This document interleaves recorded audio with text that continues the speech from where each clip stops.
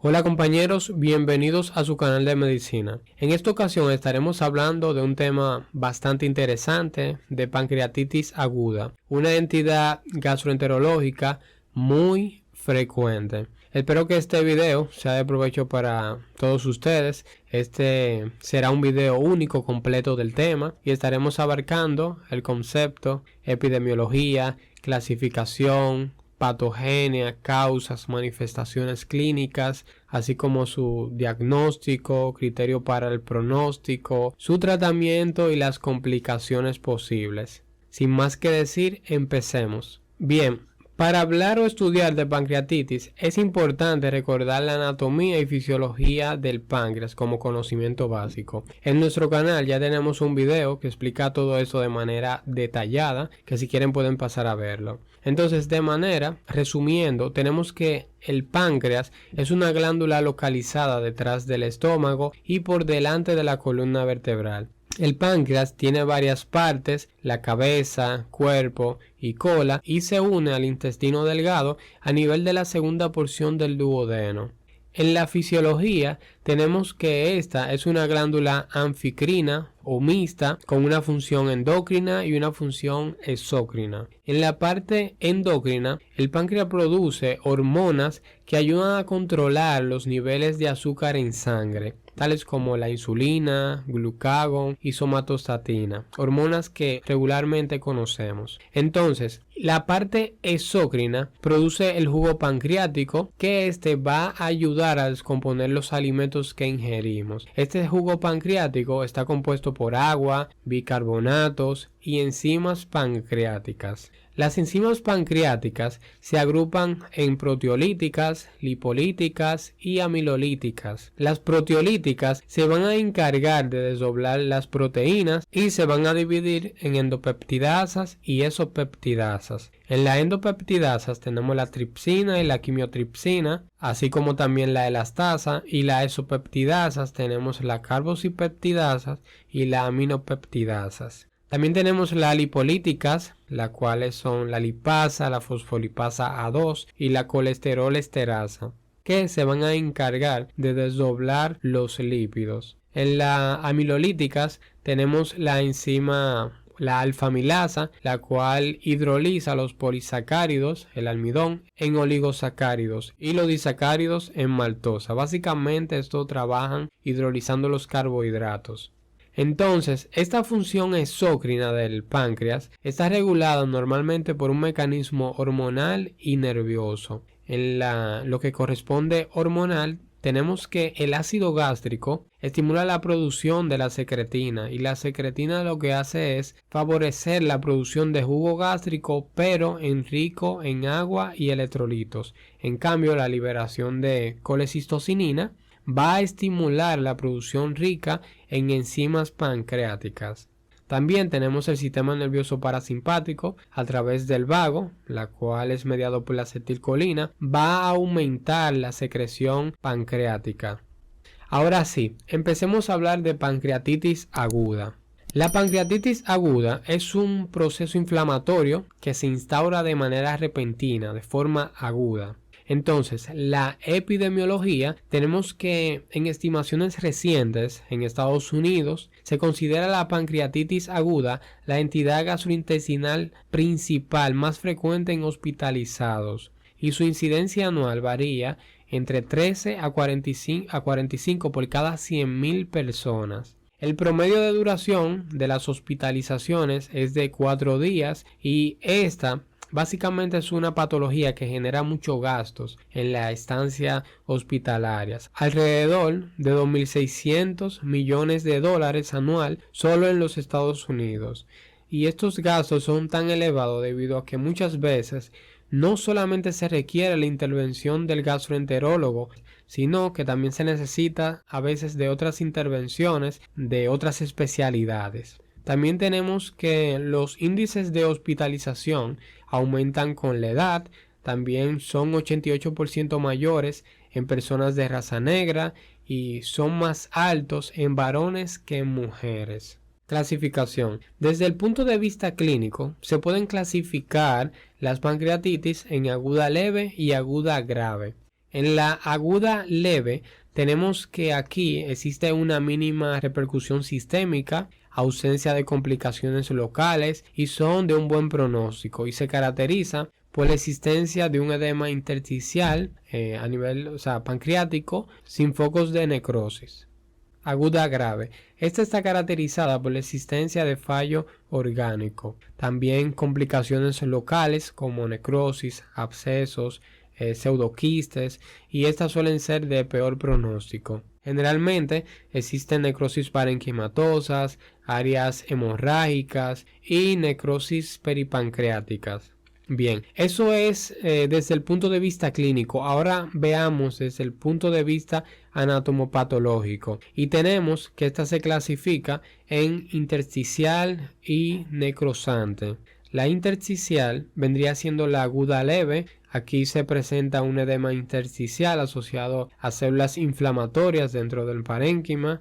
Y en una necrosante puede haber necrosis macroscópica como microscópica, la cual esta puede ser focal o difusa. Puede haber también área de necrosis grasas, hemorragias pancreáticas y peripancreáticas.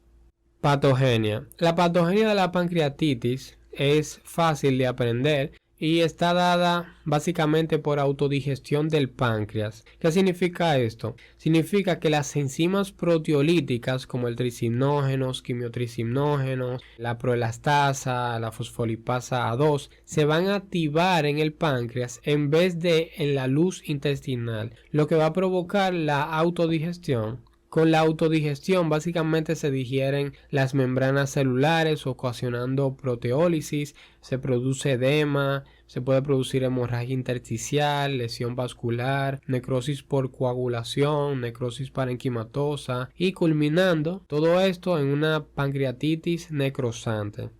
Sabiendo ya la patogenia de cómo se produce la pancreatitis, es importante mencionarles que el páncreas tiene su propio mecanismo de autoprotección, es decir, impide su autodigestión, y esto lo hace por 4 mecanismos. El primero es el empaquetado de proteasas pancreáticas en la forma de proenzimas precursora. La homeostasis del calcio intracelular. Es sabido que la baja concentración de calcio intracelular en el citosol de la célula acinal induce a la destrucción de la tripsina activada espontáneamente. El equilibrio ácido básico, esto es importante, un factor muy importante, ya que sabemos que las enzimas pancreáticas necesitan trabajar en un pH óptimo, es decir, un pH alcalino. Pues entonces cualquier alteración de este pH puede favorecer a inactivar estas enzimas, es decir, si se encuentran estas enzimas con un pH ácido, pues se van a inactivar. También la síntesis de inhibidores de proteasas, las cuales son protectores y se unen e inactivan el 20% de la actividad de la tripsina intracelular, de las enzimas proteolíticas. Un ejemplo de estos inhibidores es el inhibidor tripsínico de secreción pancreática. Entonces, la pérdida de cualquiera de estos 4 mecanismos de protección culmina en una activación prematura de las enzimas, produciendo la autodigestión y la pancreatitis, o cuando existe un desequilibrio entre los factores protectores y los factores agresores, se va a producir esta autodigestión y pancreatitis. Ahora pasemos a hablar acerca de las causas. Las causas que producen la pancreatitis son diversas y se pueden agrupar de la siguiente manera. Tenemos las causas obstructivas como cálculos biliares, el barro biliar, así como tumores, parásitos que obstruyen los ductos y divertículos duodenales. Causas como el alcohol, fármacos toxina, tenemos el alcohol etílico, veneno de escorpión e intoxicación por órganos fosforados.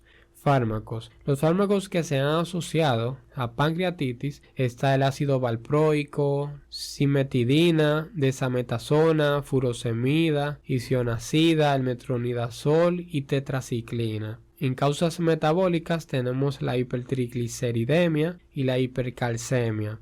También otras causas tenemos las infecciones, traumatismos, vasculares, como por ejemplo vasculitis de pequeños vasos, émbolos de vaso pancreático, hipotensión, y otras como procedimientos médicos, la CEPRE, que es la colangiopancreatografía retrógrada endoscópica, también cirugías, disfunción del esfínter de Oddi, también hay causas genéticas, hereditarias y causas idiopáticas.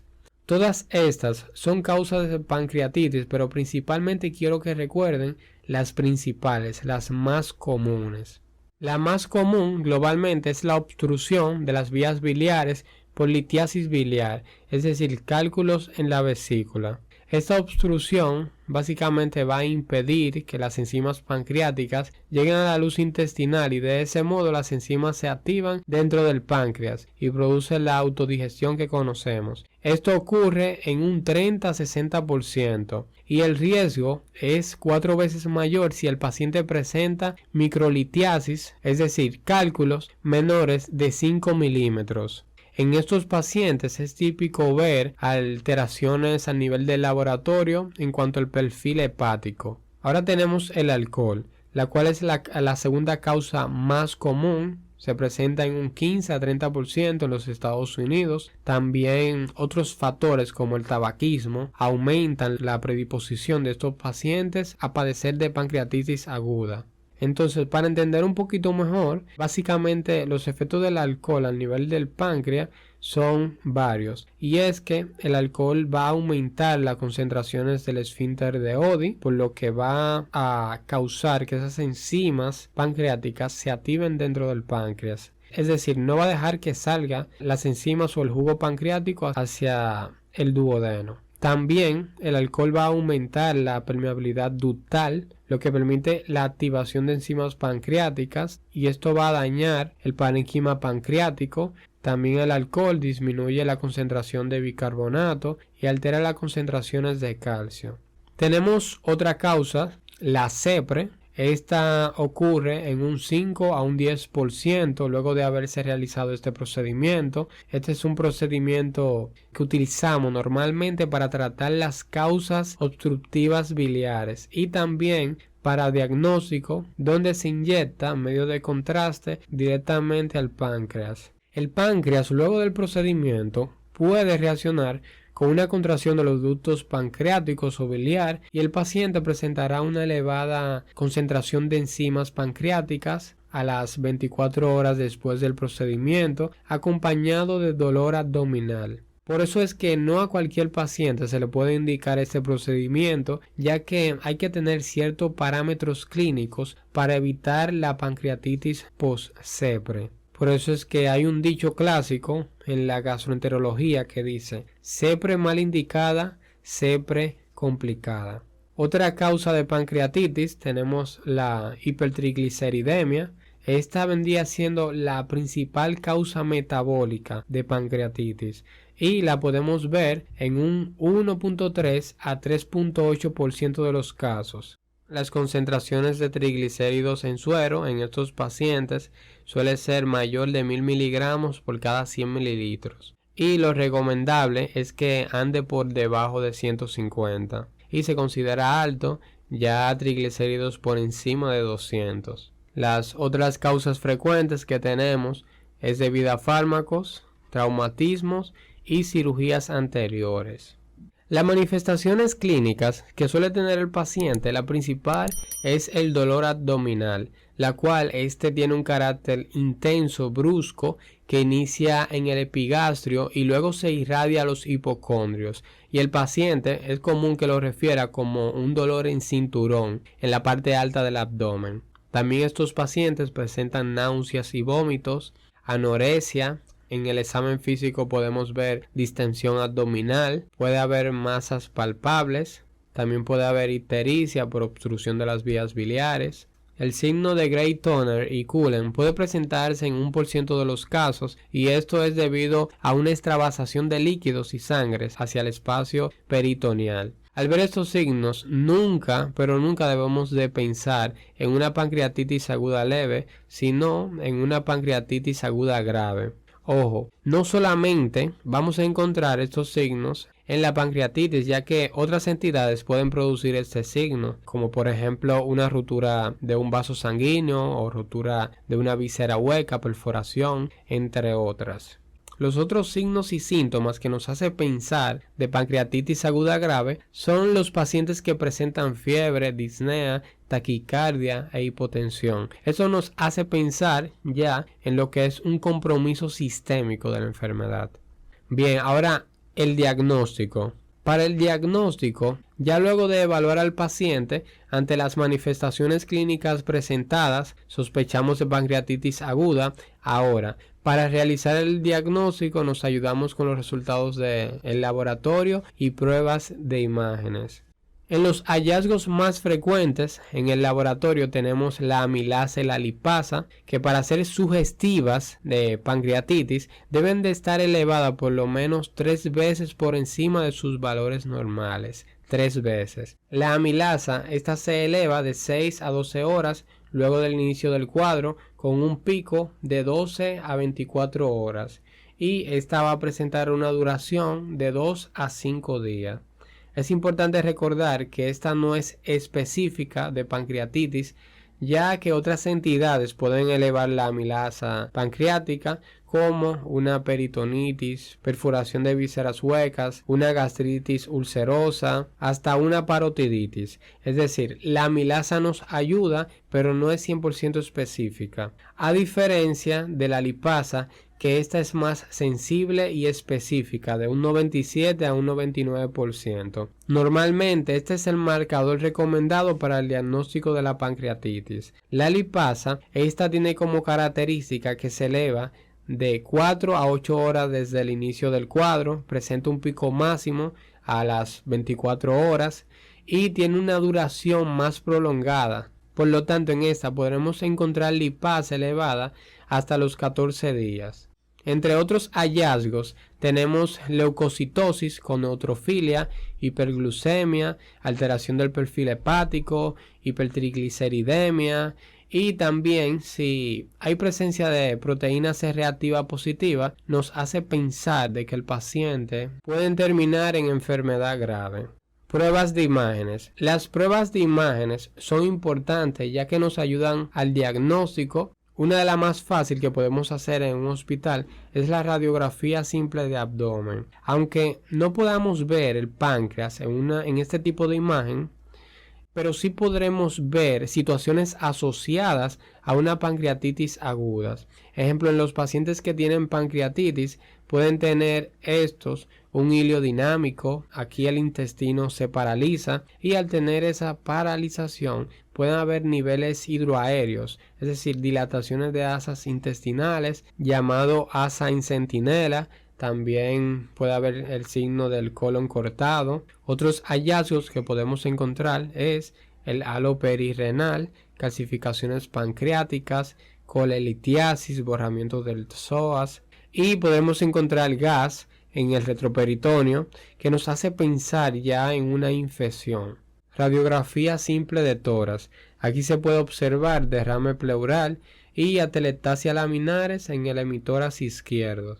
La ecografía abdominal. Esta se recomienda en los pacientes con pancreatitis aguda al ingreso debido a que esta detecta el origen litiásico y también descarta signos de obstrucción de las vías biliares.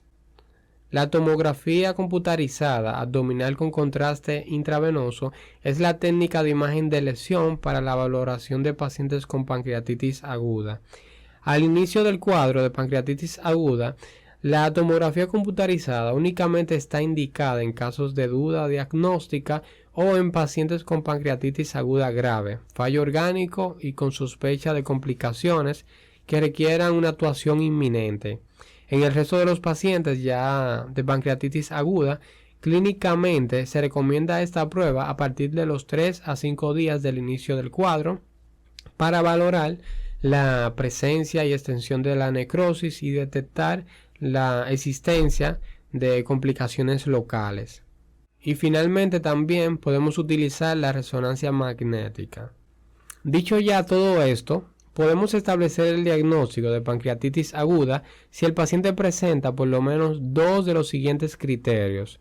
El primero, dolor abdominal, típico de pancreatitis aguda, que el paciente presente una amilasa o lipasa 3 veces por encima de lo normal, y hallazgos característicos en pruebas de imagen, en especial la tomografía computarizada abdominal con contraste. Ahora pasemos a hablar acerca de los criterios tomográficos de Baltasar para pancreatitis aguda. Estos nos van a ayudar, estos criterios, a conocer la gravedad y el pronóstico del paciente mediante la tomografía. Básicamente el Baltasar evalúa el grado de lesión de manera tomográfica y el grado de necrosis, y a esto le da unas diferentes puntuaciones que vamos a ver a continuación. Vemos que en un paciente que presente un páncreas normal será del grupo A. Como podemos ver en esta tomografía, las flechitas marcan el páncreas que presenta un tamaño y contorno normal. Ya en el grupo B, que es un agrandamiento difuso del páncreas con una puntuación de 1, podemos ver entre las flechitas un aumento de tamaño del páncreas sin alteraciones de tejido circundante. Ya en el grupo C, con una puntuación de 2, se evidencia inflamación de tejido adiposo peripancreático, y en las flechitas señala el aumento de la densidad sin colecciones líquidas. Ahora en el grupo D, con una puntuación de 3, vemos en el asterisco una pequeña colección líquida por detrás de la cola pancreática. Y en el grupo E, con una puntuación de 4, vemos diversas colecciones líquidas peripancreáticas marcadas en esta imagen con los asteriscos. Entonces, luego de esto, valoramos el grado de necrosis.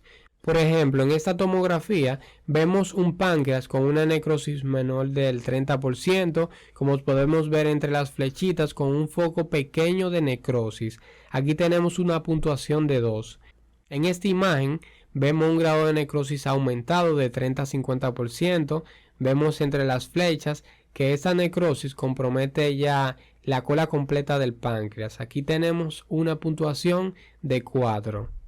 Y cuando hay una necrosis mayor del 50% de la glándula, hay una puntuación de 6. Vemos la presencia de necrosis en la cabeza del páncreas, cuerpo y parte de la cola. Al sumar la puntuación de las lesiones pancreáticas, así como el grado de necrosis, podemos saber el índice de severidad. Entonces tenemos con un resultado de 0 a 3, diríamos que el pronóstico, el riesgo es bajo. Con un resultado de 4 a 6 es medio, y de 7 a 10 es alto. Ahora, para pronosticar la gravedad de manera clínica, utilizamos los criterios de Ranson. Aquí básicamente al momento del ingreso del paciente les mandamos a hacer las analíticas y valoramos la edad, la leucocitosis mayor de 16.000, glucemia mayor de 200 miligramos por decilitro, la LDH mayor de 350 unidades por litro, la AST o perfil hepático mayor de 250 unidades por litro. Entonces, luego de haber pasado 48 horas, mandamos a hacer de nuevo analíticas del paciente, y aquí lo que haremos es evaluar los cambios en el hemograma, evaluar los cambios en el hematócrito, el BUN, calcio en suero, presión parcial de oxígeno, déficit de ácido base y secuestro de líquidos mayor de 6.000 mililitros. Entonces, con la presencia de 3 o más criterios a las 48 horas nos indica gravedad, y la posibilidad de mortalidad aumenta de forma significativa entre más criterios tenga el paciente. Puede ser de un 40% la mortalidad con criterios igual o mayor a 6. Para el tratamiento utilizamos la fluidoterapia intensiva, es decir, la reposición de líquidos de 250 a 500 mililitros por horas durante las primeras 12 a 24 horas. Este tratamiento es bastante utilizado en los pacientes con pancreatitis aguda debido a que tienen pérdidas masivas de líquidos, y es frecuente en ellos la hipovolemia, la cual se deriva de los vómitos, vasodilatación y aumento de las pérdidas insensibles. Para la analgesia utilizamos opiáceos como la meperidina de 50 a 100 miligramos cada 4 a 6 horas y el tramadol. Se tiene que evitar el uso de AINES debido a la gastropatía que pueden generar, así como la nefrotoxicidad asociada. En la nutrición se prefiere la vía enteral que la vía paraenteral. Al principio de la nutrición se va a restringir los primeros días, nada por vía oral, pero ya en pacientes más críticos la nutrición se restaura y podemos utilizar una sonda nasoyeyunal para evitar la estimulación del páncreas. Antibioterapia. Por el riesgo de infecciones que presentan los pacientes, como la presencia de abscesos, los antibióticos que más penetran el tejido pancreático son los carbapenémicos, como el imipenem, y las quinolonas, como la levofloxacina. También a estos pacientes se le deben dar cuidados respiratorios porque el paciente en su cuadro clínico puede caer en un síndrome de distrés respiratorio agudo severo. Tenemos que dar también cuidados cardiovasculares, ya que el paciente puede entrar en insuficiencia cardíaca, shock, arritmias. También cuidados metabólicos, puede haber hiperglucemia, hipocalcemia. Y en caso de que la causa de la pancreatitis aguda sea por litiasis, utilizaremos el tratamiento endoscópico mediante CEPRE con una esfinterectomía endoscópica y extracción del cálculo. También se le puede indicar al paciente la colecistectomía laparoscópica. Esta se recomienda su realización, es decir, el retiro de la vesícula biliar durante el primer ingreso en pacientes con pancreatitis aguda leve de origen biliar para prevenir otros episodios recurrentes. Entre las complicaciones se puede presentar necrosis pancreática en un 20% de los casos. También el paciente puede tener un pseudoquiste pancreático, la mayoría es estéril y si es asintomático no necesita tratamiento. Ahora, ¿qué hacemos con este pseudoquiste? Vigilancia. En las 6 semanas luego de irse de alta se le hace una tomografía control al paciente para ver si el pseudoquiste ha disminuido de tamaño, está igual o ha aumentado, pero generalmente los pseudoquistes son autolimitados y disminuyen con el paso de los días. Las hemorragias digestivas como complicación y complicaciones esplénicas se pueden presentar, disfunciones orgánicas como insuficiencias respiratorias, renales, shock, infarto agudo al miocardio, también trastorno de la coagulación se puede presentar como la coagulación intravascular diseminada, encefalopatías pancreáticas que son o básicamente puede provocar alteraciones de la conciencia, la retinopatía de Purcher, la cual es poco frecuente y el paciente puede tener alteraciones visuales, cegueras momentáneas por microembolias en las arterias coroides y retinianas. Bueno compañeros, con esto hemos concluido con el tema de pancreatitis. Como ya saben, cualquier duda o pregunta pueden dejar en los comentarios, les estaré respondiendo. En la pantalla les aparecerá algunas preguntas básicas también sobre el tema que les ayudará para evaluarse y repasar un poco más. Espero que les haya gustado el video. Si fue así, pueden dejarnos un me gusta y suscribirte si deseas formar parte de este canal educativo dedicado a la medicina. De ese modo seremos más en esta comunidad. Como siempre te deseamos muchos éxitos. Gracias por ver el video y nos vemos en la próxima.